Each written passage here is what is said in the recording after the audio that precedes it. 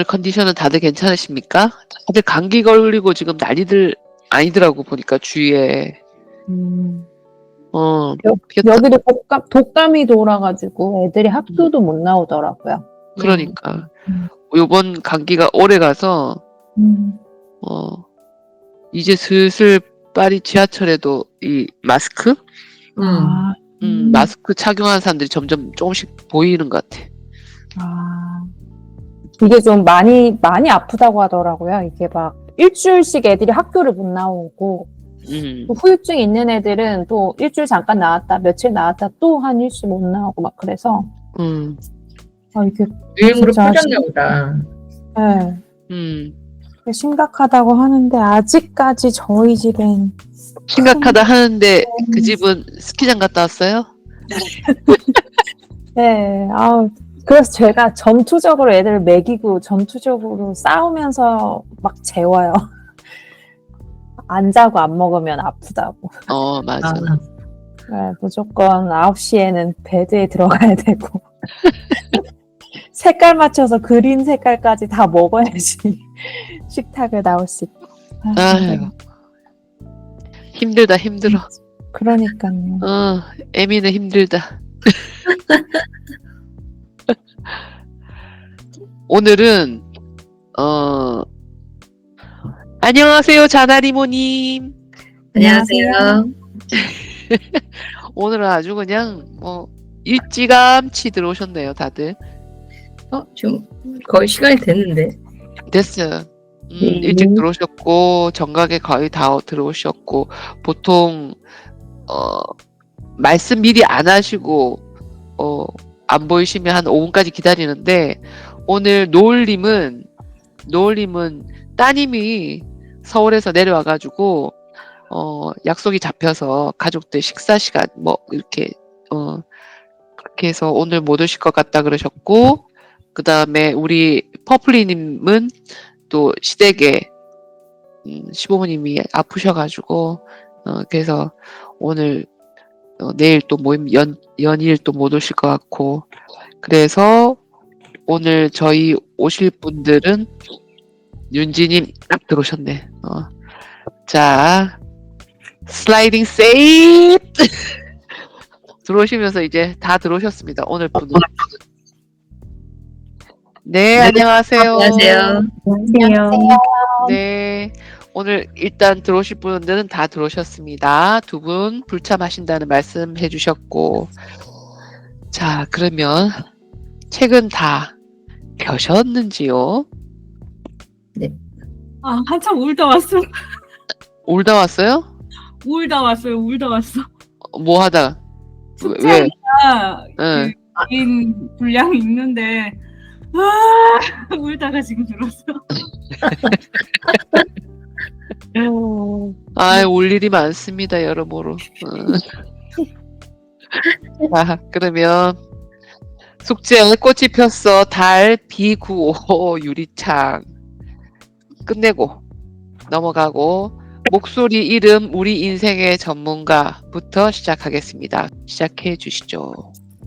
어쩌면 당신을 구속하고 있는 줄을 끊는다면 당신에게 일어날 수 있는 경이로운 일들에 대한 이야기일 수도 있다. 여기까지 할게요. 세미가 되고 싶은 것은 세미가 목줄을 물어 뜯을 줄 알았기 때문이다. 목줄을 물어 뜯는 것은 도전해 볼 가치가 있는 일이다.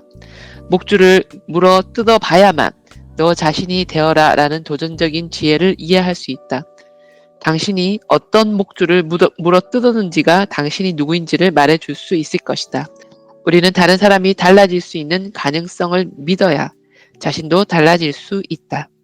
나는 그 가능성의 증거가 되고 싶다. 누가 그래? 내가 예전과 똑같은 사람이라고. 여기까지.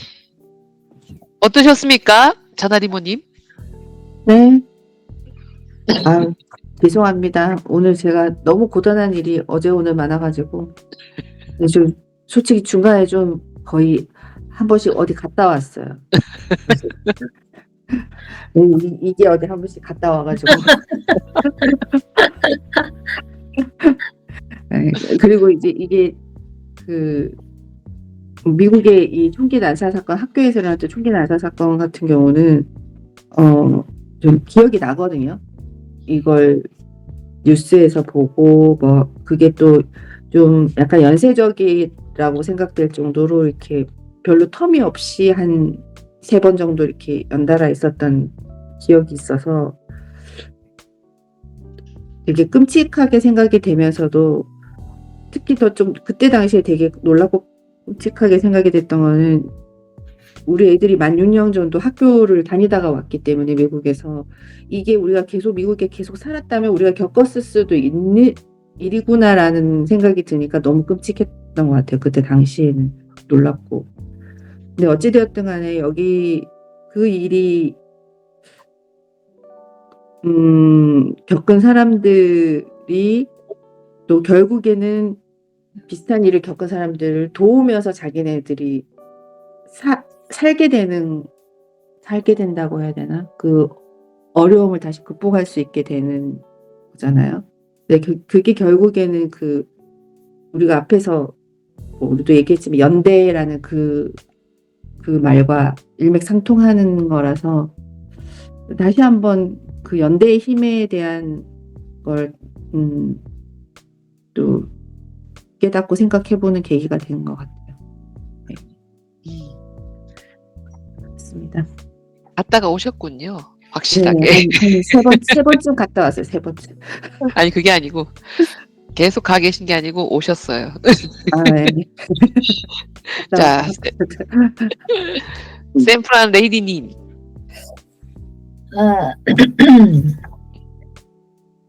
얻으셨어요? 첫 번째 에피소드에서는 목소리라는 말에 되게 좀 마음에 와 닿았어요.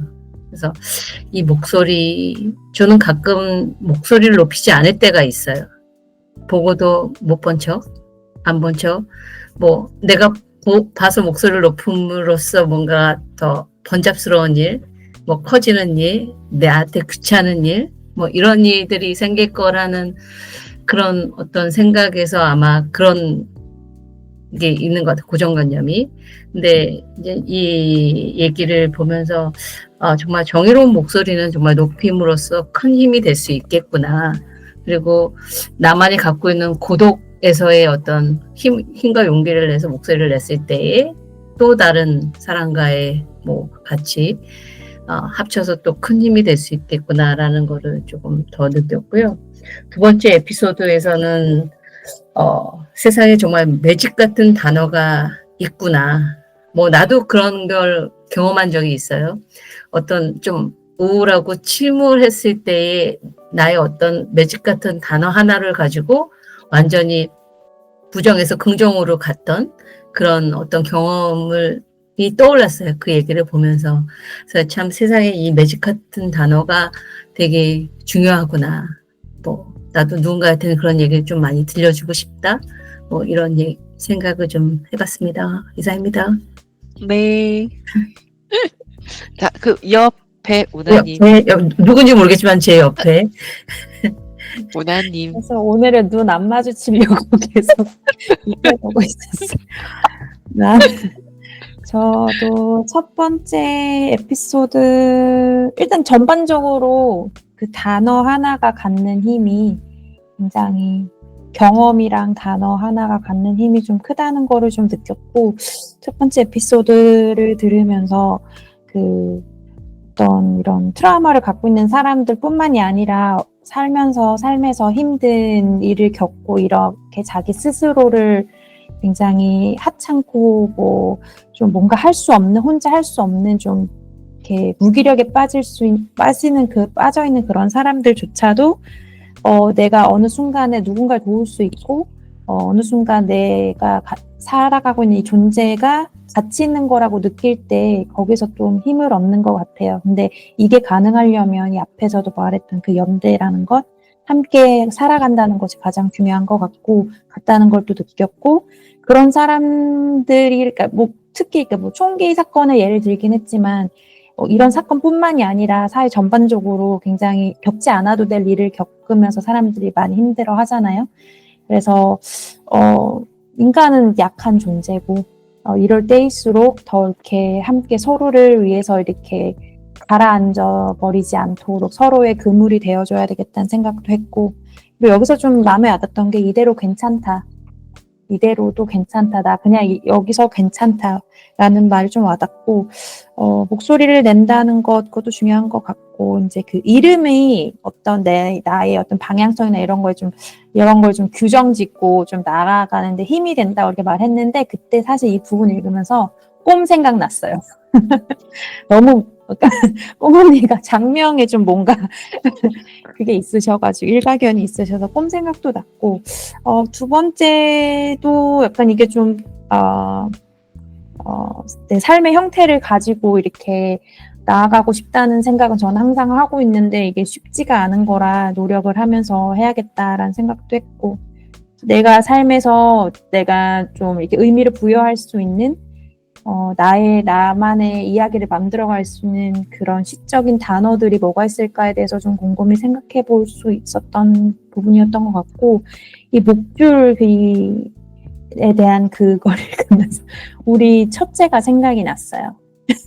자꾸 뭔가 이렇게 울타리를 쳐놨는데 자꾸 이렇게 뭐 궁금해가지고 자꾸 나가는 이 목줄을 끊고 나가는 우리 첫째가 자꾸 생각이 나서, 하지만 이제 뭔가 사회적 규범이나 이런 것들을 계속 가르치고 하면서 그 중간 그 어딘가에서 이 굴레를 어느 정도까지 내가 채워야 되는지, 목줄을 언제까지 계속 다시 채워야 되는지, 어느 정도는 허용해야 되는지, 이 목줄은 뜯어도 되는 목줄이라고 알려줘야 되는 건지, 약간 그런 생각도 들면서 저 자신에게도 내가 좀 한계를 좀 이렇게 쥐고 있고 나는 못한다고 생각하는 것들을 좀 그 알을 깨고 나갈 수 있는, 그 내가 지금 내 목줄 때문에 못 간다고 핑계를 대고 있는 게 무엇인지도 좀 생각해 볼 수 있는 그런 글이었던 것 같습니다.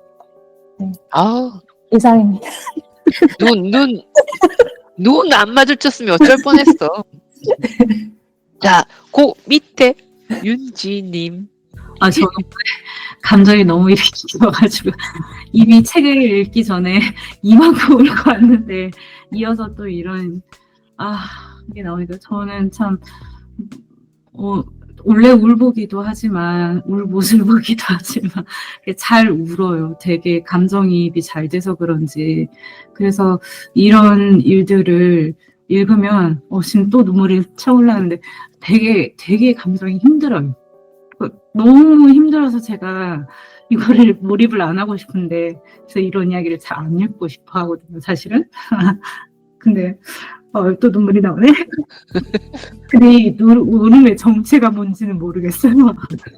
근데 왜 울지? 그럴 때가 있죠. 목줄을 푸세요. 이대로 목줄을 끊어. 괜찮아요. 목줄을 끊어. 물어 뜯어 그냥 그 목줄을. 어떤 목줄 뜯어보고 이렇게 보면 뭐였지? 목줄이었어? 이렇게 보이니까 이제 채워졌으니까 무슨 목줄인지 모르는 거지. 너무 이입을 해버려서 그 타인의 그 고통이나 슬픔에 너무 푹 빠지는 경향이 좀 있어요. 제가 아무리 생각을 해도. 근데 그게 뭐 나쁜 건 아닌데, 거기서 약간 무기력함을 좀 얻는 것 같아요. 저도 알게 모르게. 저도 힘든 게 있는데, 이런 일들을 겪은 사람들 옆에 있으면 제가 더 울어요, 제가. 그래서 거기에 너무 빠져가지고, 그 감정을 제가 다스리지를 못하고 좀 허우적거리는 게 좀 많은데, 그 시간을 이제 좀 잘 다독이려고 이제 하죠. 그래서 이거 오늘도 책을 읽으니까 주변에 이제 그런 일들을 겪었던 사람들이 좀 있으니까 그게 생각이 나면서 좀 또 마음이 힘들었습니다. 목줄을 끊어버려야지. 답은 맞아요. 목소리를 내고 서로 같이 목소리를 내면 들어주는 이가 있어야 되고, 같이 우리라는 게 참 중요한 것 같아요. 그렇습니다. 네. 울보. 눈물은 나오면 흘려야죠. 목구멍에 채가지고 못 나올 때 그 괴로움을 또 아니까. 저는 언젠가 뭔지 모르는데 가슴이 올라차서 죽을 것 같은데 목구멍에서 목소리가 안 나올 때가 있었어요. 뭐지 이게? 이러고 있는데 어느 날 알라딘의 스피치리스라는 노래를 듣게 됐어요. 막 난 말할 거야 막 이러면서 막 외쳐대는데 그 노래 들으면서 얼마나 울었는지 몰라요. 막 목구멍이 차오르는데 그런 순간들이 이렇게 쌓이면서 거기 도움을 또 받으면서 목구멍에 차오르던 울음과 말과 목소리를 내가 뱉음으로써 내 목소리를 한번 듣고 나니까 그래 뭐가 조금씩 보이기 시작했던 것 같아요. 저도 그렇게 시작했던 것들이 남들에게는 장난같이 막 이렇게 장명도 하면서 만들지만은 저한테는 정말 꼬깃꼬깃 해서 만든 꿈이거든요. 꿈 하면서도 가장 중요했던 게 사실은 처음에 씨발은 나를 찾기 위해서 터져 나온 꿈이긴 하지만 우리가 아니었으면 상대가 없었으면 아마 그 치유가 좀 엉성했었을 것 같아요. 단 한 명이라도 나와 마주 보면서 그 목소리를 이어나갈 수 있었던 누군가가 있었기 때문에 제가 이만큼 건강해질 수 있지 않았나라는 생각이 들어서 저도 이 책 읽으면서 트라우마는 우리를 묶어주는 피라는 얘기가 되게 많이 와닿았어요. 그 잭하고 누구였지? 그 사람 이렇게 인터뷰하면서 하면서 했던 그 말, 그 말도 그랬었고 아침에 읽었던 조르바 책하고도 좀 이렇게 연계가 됐었던 것 같아요. 두 번째 에피소드에서는 그 돌고래를 찾아 나가는 그 돌고래의 존재, 조르바의 존재, 뭐 이런 것들이 같이 연결되면서 내가 무언가 목줄을 끊어내기 위해서 내가 어떤 목줄을 끊고 있는지도 알아야 되고 무조건 물어 뜯을 일이 아니라 그런 것도 생각이 났었고 아까 왜 그 가해자의 엄마와 형이었나요?